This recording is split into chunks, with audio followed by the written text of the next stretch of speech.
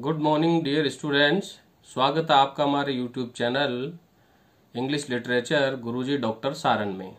आज हम BA third year के एग्जाम पेपर के बारे में डिस्कस करेंगे। इसके तहत आज हम महत्वपूर्ण प्रश्नों के बारे में जानकारी लेंगे। तो आज हम BA third year English literature first paper को लेकर के चर्चा करेंगे। फर्स्ट पेपर जो पोइट्री और ड्रामा से रिलेटेड होता है। इस वीडियो को आप अंत तक देखिएगा और इसे लाइक और सब्सक्राइब करना न भूले और साथ में ही बेल आइकन दबाना न भूले। आइए अब हम शुरू करते हैं इसके महत्वपूर्ण प्रश्नों की व्याख्या, जिसमें आज हम छोटे प्रश्न, बड़े प्रश्न और पोइट्री से रिलेटेड प्रश्नों के बारे में जानकारी लेंगे। बीए थर्ड ईयर 2020 को लेकर के ये प्रश्न पत्र है। पेपर फर्स्ट है, जिसमें पोइट्री और ड्रामा से रिलेटेड क्वेश्चन है। डियर स्टूडेंट, सबसे पहले हम ब्रिटिश पोइट्री को लेकर के इसमें चर्चा करेंगे, जिसमें आज हम बड़े प्रश्नों को लेकर के इस बारे में आज हम बात करेंगे। 2020 एग्जाम पेपर के लिए मेरे अनुसार जो मैंने कई पेपर्स का अध्ययन करने के बाद महत्वपूर्ण रूप से माना है, वो ये 3 प्रश्न हैं जो 2020 एग्जाम पेपर के लिए बहुत ही महत्वपूर्ण है। जिसमें हमारा पहला प्रश्न है, comment and give a critical note on the poem Ulysses, define it as a dramatic monologue poem. Dear students, अगर आपने पोएम पढ़ी है तो ये ड्रामेटिक मोनोलॉग पोएम है, जिसमें यूलिसिस अपने सभी साथियों को आह्वान करता है और वो उन्हें ग्रेट अचीवमेंट और ग्रेट ब्रेवरी वर्क के लिए उन्हें पुकारता है। तो उनसे संबंधित सारी जानकारी आप क्रिटिकल नोट में लिखें। क्रिटिकल नोट को हाईलाइट करते समय आप इसके सभी पॉइंटों को एग्जाम कॉपी में लिखें। कम से कम आपको इसे 10 से 11 पॉइंट में इसको दर्शाना है, क्योंकि ये 500 वर्ड का आंसर होता है। बिना पॉइंटों के आप किसी भी प्रश्न का आंसर न दें। यह एक बहुत ही महत्वपूर्ण क्वेश्चन है। आप इसे वेरी मोस्ट रूप से इसे याद करें।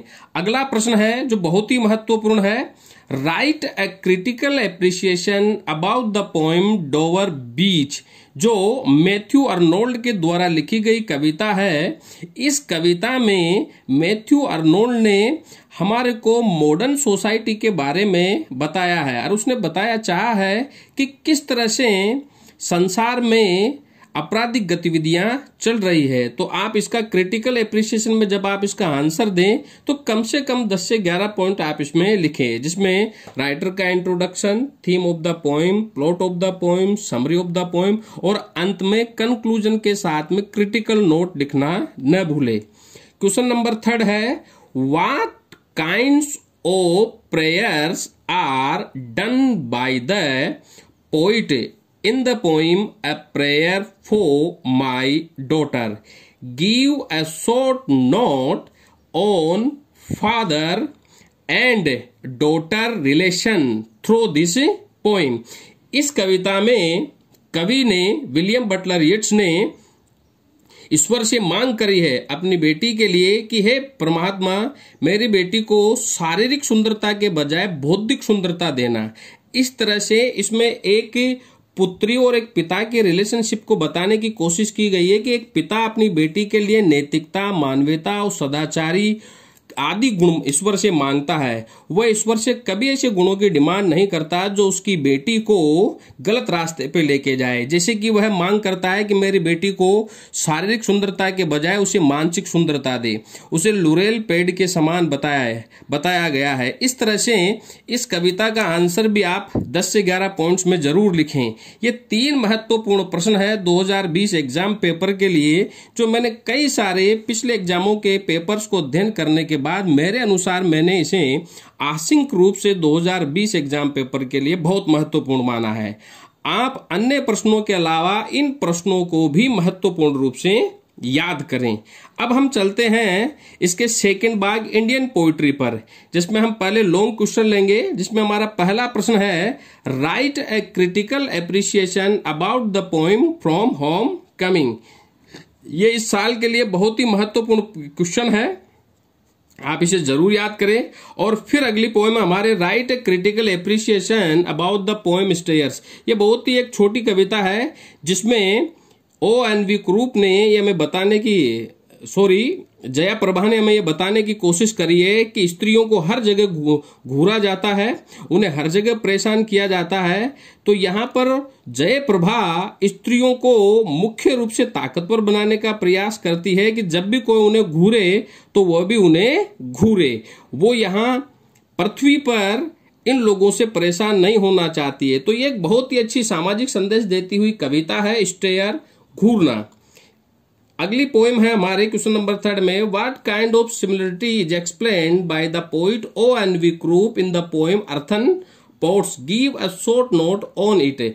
अर्थन पोर्ट्स में एक सामाजिक संदेश देती हुई कविता है जिसमें बर्तनों के और मनुष्य के जीवन के पहलुओं का तुलनात्मक अध्ययन किया गया है कि जिस तरह से बर्तनों की दशा होती है वैसे ही मानव की दशा होती है। जिस तरह से बर्तनों को कोई अनजान बाहर आकर के खरीद के लेके चला जाता है, उसी तरह इंसान को मृत्यु के द्वारा चुना जाता है। So the poet O.N.V. Kurup is trying to explain the difference between the life of earthen pots and human beings.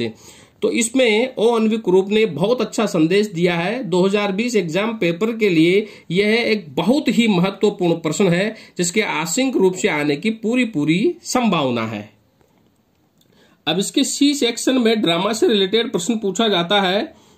जैसा कि आपको पता है हमारे सिलेबस में तुगलक और हैरी एप, गिरीश कर्नाड के द्वारा लिखा गया तुगलक और हैरी एप 2 फेमस रचनाएं हैं जिसमें से हमें 2 में से कोई सा भी एक को हल करना जरूरी है। तो हम यहाँ पर तुगलक एक अच्छा ड्रामा है, एक हिस्टोरिकल बेस्ड ड्रामा है, या आप इसे अच्छे तरीके से लर्न कर सकते हैं। इसीलिए मैंने तुगलक में से ही कुछ महत्वपूर्ण प्रश्न दिए हैं जो 2020 के लिए बहुत ही महत्वपूर्ण है। जैसा कि अगर आपने इसे पढ़ा है तो ये एक ऐतिहासिक ड्रामा है जो तुगलक पर बेस्ड है, जो गियासुद्दीन तुगलक का बेटा रहता है जिसने अपने भाई और अपने पिता का कत्ल करके तख्त हासिल किया। और इसे एक फूल किंग भी कहा जाता है क्योंकि उसके द्वारा कुछ ऐसे डिसीजन है जो गलत लिए गए, जैसे कि उसने सिक्कों का डिसीजन गलत लिया और अपनी राजधानी दिल्ली से दौलताबाद से दिल्ली बदल करके उसने कई सारी समस्याएं प्रजा के लिए खड़ी करी है। तो यहाँ पर तुगलक को एक बहुत ही पॉलिटिशियन के रूप में और एक बहुत ही बड़े गैम्बलर के रूप में प्रेजेंट किया गया है, जो गिरीश कर्नाड ने का एक फेमस ड्रामा से एक ड्रामा है।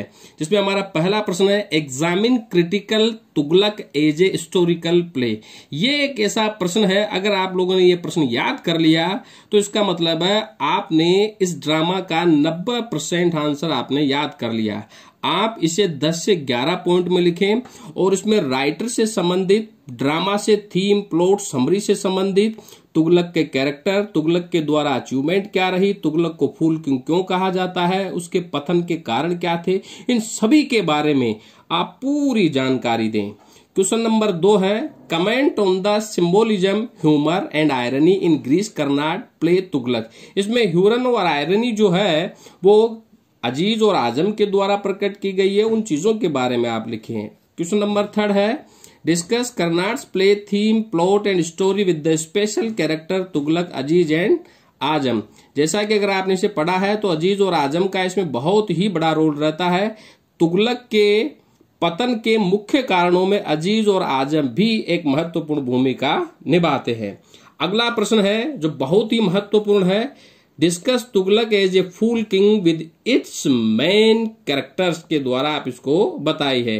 तो जैसा कि इसमें राजा रतन सिंह है, आयने उल मिल्क है, गियासुद्दीन तुगलक है, और भी कई कैरेक्टर्स इसमें अजीज और आजम के साथ अबासिद है, इन सभी कैरेक्टर्स के बारे में आप जरूर लिखें। इस साल 2020 एग्जाम पेपर के लिए तुगलक एक अच्छा ड्रामा है, आप इसे अच्छे तरीके से याद कर सकते हैं। जिन बालक और बालिकाओं के इतिहास विषय है उन्हें इसे याद करने में ज्यादा दिक्कत नहीं होगी। अब हम चलते हैं इसके शॉर्ट क्वेश्चंस पर, जिसमें हमारा पहला प्रश्न है, what is the dramatic monologue poem. Dear student, dramatic monologue कविता वो होती है जिसमें एक कहने वाला और एक सुनने वाला रहता है। आपके सिलेबस में यूलिसीज और माय लास्ट डचेज, ये दोनों की दोनों ड्रामेटिक मोनोलॉग पोएम है। What message is done in the poem Hiroshima. Hiroshima कविता में अगैया ने हमें एक मैसेज दिया है कि we should stop to manufacture atom bomb, we should create humanity and morality. हमें नैतिकता और मानवता पे ध्यान देना चाहिए, हमें एटम बम का इनका विकास नहीं करना चाहिए। अगला प्रश्न है write about the theme of the poem earthen pots. जैसा कि मैंने पहले बताया है, अर्थन पोट्स एक सामाजिक संदेश देती हुई कविता है जिसमें कवि ने मनुष्य के जीवन और बर्तनों के जीवन की तुलना करता है यहाँ पे, कि जिस तरह से बर्तनों को एक अनजान बाहर आके खरीद के लेके चला जाता है, उसी तरह से इंसान को एक बार मृत्यु के द्वारा चुन लिया जाता है। हु आर अजीज एंड आजम। अजीज और आजम दोनों के दोनों तुगलक के कैरेक्टर्स हैं जो बहुत ही महत्वपूर्ण कैरेक्टर हैं। Why did he change his capital. उसने अपनी राजधानी क्यों बदली। क्वेश्चन नंबर 6 है discuss the main theme of the play Tughlaq. Tughlaq एक ऐतिहासिक नाटक है जिसमें तुगलक की नीतियों के बारे में और उसके द्वारा जो कुचक्कर रचे गए उनके बारे में बताता है। क्वेश्चन नंबर 7 है why does poet hate to the great poet Valmiki. महान कवि वाल्मीकि से क्यों नफरत करता है। इसलिए नफरत करता है क्योंकि वाल्मीकि ने रामराज्य के बारे में लिखा है, उसने बड़े लोगों के बारे में लिखा है। जिस कुल में वाल्मीकि ने जन्म लिया वह एक निम्न वर्गीय कुल था, उनके लोगों के बारे में वाल्मीकि ने कुछ नहीं लिखा है। इसीलिए कवि उनसे नफरत करता है जो केवल उन लोगों के बारे में लिखते हैं जो उन्हें फल फूल और अच्छा सामग्री प्रदान करे, उन लोगों के लिए नहीं जो गांव के बाहर किसी झोपड़ी में जन्म लेते हैं। Why does poet demand less beauty for his daughter. कवि अपनी बेटी के लिए कम सुंदरता क्यों चाहता है। क्योंकि अधिक सुंदरता उसकी बेटी को पागल बना देगी और उसकी बेटी को अरोगेंट बना देगी। इसीलिए कवि अपनी बेटी के लिए लेस ब्यूटी चाहता है। वो ये चाहता है कि उसे शारीरिक सुंदरता के बजाय नैतिक सुंदरता प्रदान करे। Right A short theme about the poem the election. The election यह एक पॉलिटिकल सटायर कविता है जिसमें लेखक ने हमारी राजनीति के ऊपर एक व्यंग किया है। अगला प्रश्न है what is poem theme in the poem do something brother. Dear student, यह भी एक बहुत ही अच्छी पोएम है जिसमें कवि ने हमें सामाजिक संदेश दिया है कि हमें कभी आलसी रूप से बैठा नहीं रहना चाहिए, क्योंकि आलसी व्यक्ति इस पृथ्वी पर एक भार के समान है। हमें कुछ भी करना चाहिए लेकिन कुछ न कुछ करते रहना चाहिए। अगला प्रश्न है according to duke duchess painting was painted by sir Pandolf के द्वारा बनाई गई एक पेंटिंग है जिसे एक दिन में उसने पेंटिंग बना दी थी। तो इस तरह से यहाँ पर ड्यूक ने डचेस की पेंटिंग जिसने बनाई उसके बारे में वो यहाँ पर बताता है। क्वेश्चन नंबर 12 है define Duke and duchess character. Duke को यहाँ पर अरोगेंट और घमंडी व्यक्ति के रूप में बताया गया है। डचेज एक बहुत ही इनोसेंट और वेल कल्चर्ड के रूप में इसको बताया गया है। क्वेश्चन नंबर 13 है the sea and skylark what kind of symbolism element present here. Dear student, ये कविता एक सटायर है हमारे मॉडर्न सोसाइटी के ऊपर, जिसमें कवि ने ये बताने का प्रयास किया है कि in the modern time we are only getting and spending money, we do not think about the religion, we do not think about the spirituality and morality, we are really so far from morality and spirituality. ये 13 प्रश्न है जो इस साल के लिए आंशिक रूप से बहुत महत्वपूर्ण है और इनमें से आपके सिलेबस में 10 क्वेश्चन आएंगे। 10 में से आपको 5 क्वेश्चन करने हैं। हर क्वेश्चन का आंसर आपको कम से कम 5 लाइन में 60 से 80 वर्ड में देना है। इसीलिए इन्हें हल करते समय वर्ड लिमिट का आप जरूर ध्यान रहे, और अगर इनमें से कोई प्रश्न याद न रहे तो आप थीम से संबंधित कुछ जानकारियां इनके आंसर में लिख सकते हैं। अब हम चलते हैं मेन एक्सप्लेनेशंस पे, जिसमें हमारी पहली 2 एक्सप्लेनेशन है माय लास्ट डचेज में से, जो मैं केवल आपको आउटलाइन बता रहा हूं। जिसकी पहली आउटलाइन शुरू होती है my gift of A 900 year से, इसका लास्ट एंडिंग वर्ड रहेगा सम स्टॉपिंग तक। और इसी में से दूसरी एक्सप्लेनेशन है आई रिपीट द काउंट, फिर इसके बाद में लास्ट वर्ड रहेगा cast in bronze for me.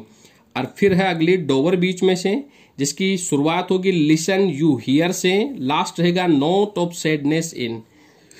और दूसरी एक्सप्लेनेशन है द सी ऑफ फेथ से, लास्ट का वर्ड रहेगा ऑफ द वर्ल्ड। अगली एक्सप्लेनेशन है the sea and the skylark में से, जिसकी आउटलाइन स्टार्ट होती है हाउ दीज टू सेम ये यहां से स्टार्ट हो गया, इसका अंत होगा केड फ्रॉम क्राउन। और दूसरी एक्सप्लेनेशन इसमें से ही है हैव लॉस्ट दैट, और लास्ट रहेगा मेंस फर्स्ट लाइन।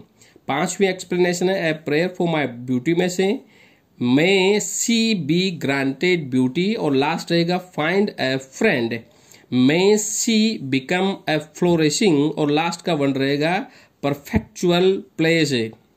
यहां पर ब्यूटी की जगह आप डॉटर भी लिख सकते हैं। और अगली एक्सप्लेनेशन है अर्थन पोर्ट्स में से, जिसकी आउटलाइन है दोज हु से, लास्ट रहेगा फर्स्ट टू लीव। और सातवां है ओ ग्रेट पोइट में से नेवर फेस्टूड रोज इन एंगर। ये महत्वपूर्ण एक्सप्लेनेशन है जो 2020 के लिए आंशिक रूप से आपके आने की बहुत संभावना है। डियर स्टूडेंट्स, आज हमने BA third year first paper के बारे में आज हमने चर्चा करी है, जिसमें लॉन्ग क्वेश्चन, शॉर्ट क्वेश्चन और एक्सप्लेनेशन। लॉन्ग क्वेश्चन को आप हल करते समय ये जरूर ध्यान रखें कि अगर आपको इसका क्रिटिकल एप्रिसिएशन याद है तो आप इस किसी भी प्रश्न का 90% प्रश्न हल कर सकते हैं। इसीलिए आप हर पोएम का क्रिटिकल एप्रिसिएशन आप जरूर लिखें। एक्सप्लेनेशंस जो मैंने यहां पर बताई है उनकी केवल मैंने आपको आउटलाइंस बताई है। जब आप इन आउटलाइन को डिस्क्राइब करें तब आप इन्हें 5 पॉइंटों में पूरे के पूरे एक पेज में इन्हें डिस्क्राइब करें, जिसपे सबसे पहले आपको रेफरेंस लिखना है, जिसमें कवि और कविता का नाम, कॉन्टेक्स्ट में उस जो चार लाइन हमारे एक्सप्लेनेशन में दी रहती है उनका सार लिखें। इसके बाद आप लाइन टू लाइन एक्सप्लेनेशन करें, फिर डिफिकल्ट वर्ड के साथ अंत में 5वां पॉइंट आप क्रिटिकल नोट लिखें। क्रिटिकल नोट में आप इसकी rhyme, figure of speech, sound, music आदि के बारे में जरूर जानकारी दें। कम से कम आप इसे एक पेज में कंप्लीट करें। हाँ, किसी भी प्रश्न का आंसर आप देते समय इसके वर्ड लिमिट का जरूर ध्यान रखें। डियर स्टूडेंट, अंत में मैं आपको ये और बताना चाहूंगा कि आप जब अंग्रेजी का प्रश्न पत्र ये हल करें तो किसी भी तरह की वर्ड मीनिंग की मिस्टेक न करें और किसी भी प्रश्न को बिना पॉइंटों के आप हल न करें। पॉइंट्स के माध्यम से हल करेंगे तो आपका प्रश्न का जो उत्तर रहेगा वो बहुत निखर करके आएगा और आपको अच्छे मार्क्स मिलेंगे। अब हम अगले वीडियो में इसके पेपर सेकंड के बारे में चर्चा करेंगे। इससे संबंधित अगर आपको कुछ पूछना है तो आप कमेंट बॉक्स में लिख करके मुझे जरूर बताएं। ये सारे प्रश्नों के आंसर मैंने कक्ष में कोचिंग इंस्टीट्यूट जो हमारा DR Saran English literature coaching institute है वहां मैंने सभी बच्चों को लिखवा रखा है। इनसे संबंधित नोट्स भी हमारे यहाँ उपलब्ध हैं। जिसको भी चाहिए वो आपने कमेंट बॉक्स में जरूर लिखें और मुझे इनके बारे में बताएं। अब हम अगले वीडियो में इसके सेकंड पेपर को लेकर के चर्चा करेंगे। इसे लाइक और सब्सक्राइब करना न भूलें और बेल आइकन का बटन जरूर दबाएं। Thank you very much dear friends, thank you.